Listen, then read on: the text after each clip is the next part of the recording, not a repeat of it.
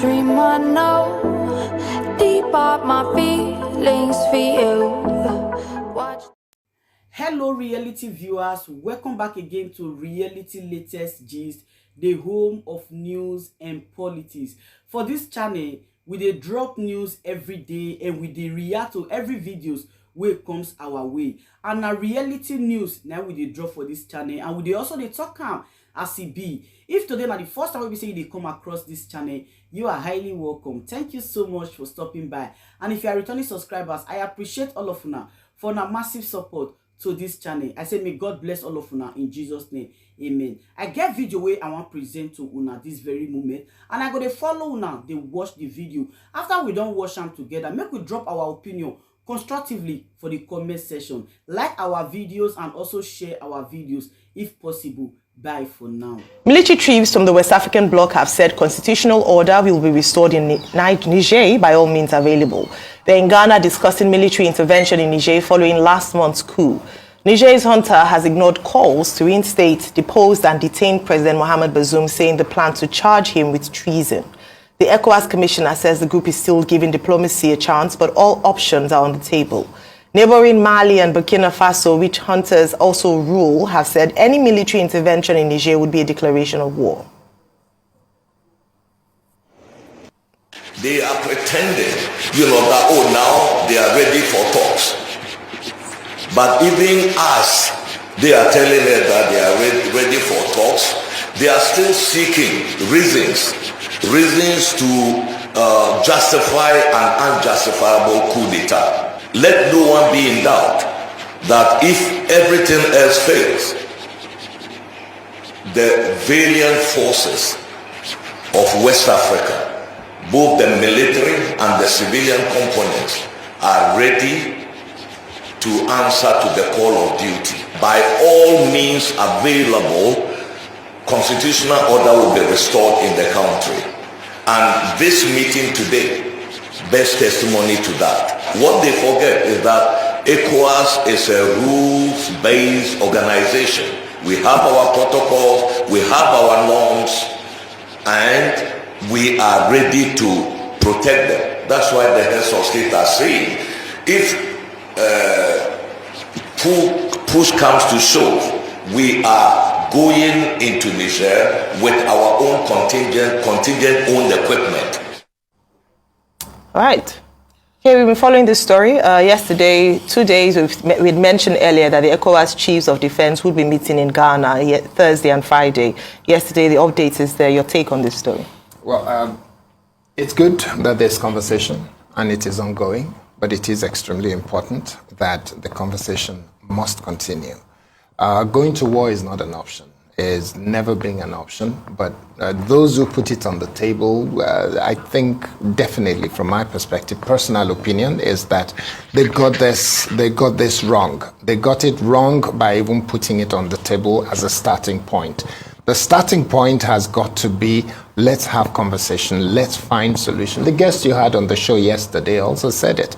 We can't be fighting proxy war in Africa. We have to be looking at how do we consolidate, how do we grow this continent, how do we work together. The priority of ECOWAS is to make sure that there is connecting flight between Ghana and Abuja and Ghana and Niamey, and you don't have to go to Paris before you can come back to Niamey from Ghana, from Lagos to Niamey direct. They should get airpeace to be able to fly all routes and have access. They should open trade across the continent, especially across ECOWAS. They should make sure that there is visa. You don't even need visa to travel across ECOWAS. That should be the priority, not a case of... and I think one person that said something absolutely wonderful, and I'm really happy that he mentioned it, and he didn't attend the meeting of ECOWAS himself, that's George Ware, when he said very clearly that the priority should be those who decide that they must stay in government for 7 years and then change it to 10 years and change it to 14 and decide they want to stay in government forever. Those are the people that ECOWAS should be looking at, giving sanction against them and saying we will go to war against you because you're not doing well for your government, for your country. So those are the people that we should focus on. In terms of the military, it's not a good idea, but it has happened. like it has happened in Mali, like it has happened in Burkina Faso and other places. But we have to make sure it doesn't happen again. And the only way I think it won't happen again is to make sure, the only way it won't happen again is to make sure that those who sit tight are not allowed to sit tight. They become so uncomfortable they will move. And those who are in government, they're encouraged and pretty much enforced to do right for their country. And that's my thought. So I'll take you back to the 60s in Nigeria to be able to tell you how dangerous coups are. In the 60s, there was a lot of political squabble in the West, which was called the Wild Wild West then. The power play between Awolowo and Akintola, and many dramatic personnel. But all of this crystallized after the elections in 64. And this went on for a while. And a bunch of very idealist young Nigerian soldiers says, oh, we'll save our country. And the best way they thought, just like the Nigerian coup plotters did, was to take a coup and take the country. When they perpetrated that coup, they got the support of people too. A lot of people were happy. Oh, we are done with these crazy politicians, they said then. But little did they know that was the beginning of the downfall of our country. Kaduna and Zego at the north perpetrated his actions, Ifejuna, and the likes of this man. In fact, they've constantly over the years argued why they struck. In fact, they wrote a book about it. But the truth is, did it solve the problem? Never. It cascaded into a full-blown war. And that's why when Dr. Arikana was saying yesterday that it's the beginning of a revolution, I don't think so.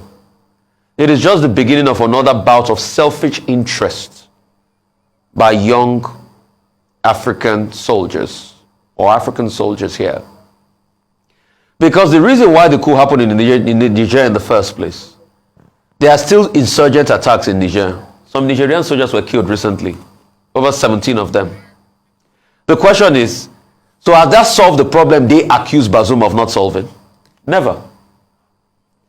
The way forward will be to dialogue. Yes, we don't want war. But also for you to be able to see the selfishness of these Nigerian coup plotters. They've started sending some of their family members to Dubai and Burkina Faso because things are getting out and they fear an invasion.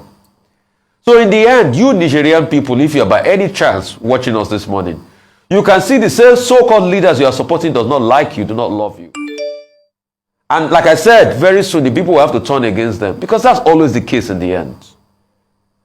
These Yorubas have a saying, the solution to an headache is not cutting the head off. While talks will continue, Ecowas too should keep talking tough to these people. And very soon I think the coup plotters will budge. And now they've started to talk. The other day, the Prime Minister of Niger was in Chad to go seek support. Talk to the Chadian authorities.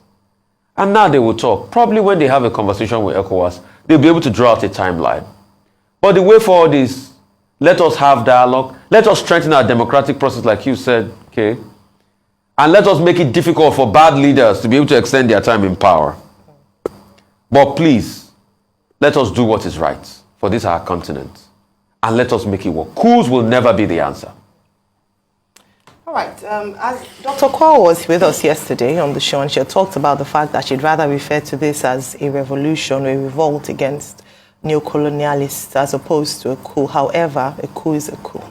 And despite the rationale or the argument for this military takeover in Niger, the fact still remains that it was an undemocratic process to resolving an issue. And so no matter how noble or good the intentions were, or a revolution in this instance, the fact that it had to take an undemocratic process to get in it means that the process already from the beginning is flawed. And as already has been established, if you look at the antecedents, when you have coup situations, it usually doesn't end well. In fact, the hunters usually end up doing exactly what they accuse the democratic government of doing in terms of corruption, in terms of lengthy time in office, in terms of abuse of power, in terms of trading with the West. And so nations like that end up going back to square one, or perhaps even a worse state from how they started. And that is why ECOWAS has taken a stance against the coup in Niger because, as has been said, democracy in this particular region must be protected at all costs. Now, the Chiefs of Defense Staff meeting in Ghana yesterday, day one, had established the fact that they were ready. If in the event that all diplomatic efforts fail, they had the military power and will to go in for military intervention. However, the conversation has been again and again that we don't want a war. There have been, analysis as to the cost, the impact of wars, and how disadvantageous it is to countries, not just the country in question, but to neighboring countries as well. And don't forget, Nigeria shares border, especially the northern part of Nigeria, shares border with Niger. And so there's already that conversation ongoing. Therefore, the conversation around diplomacy, dialogue must be pushed. Sanctions, even though the junta in Niger have said, they should lift the sanctions, it is affecting the poorest of the poor in their country. In fact, their citizens in Niger. It's established as well that at the end of the day, the elites find a way of looking after themselves, of taking care of themselves, of taking care of their family members. And so who ends up suffering? So this is time perhaps to begin to speak to Nigerians themselves to wake up. Yes, they're rejoicing at the fact that we're doing away with, bad leadership, the tie with France. It's enough. France should take off their hands off their natural resources, off their resources. It must be done properly. And so perhaps it's time for them to have internal dialogue with the junta, because they cannot keep egging them on if at the end of the day, when it hits the hardest, it would hit Nigerian citizens and not usually in terms of the leaders. Sometimes they're taken out, but most times before that happens, the suffering, the poverty levels, hunger, lack of access to medicine. So speak up. It's not, we cannot rejoice at an unconstitutional method of taking over power, no matter what the justification for it is. So second day would happen today with the Chiefs of Defense in Ghana.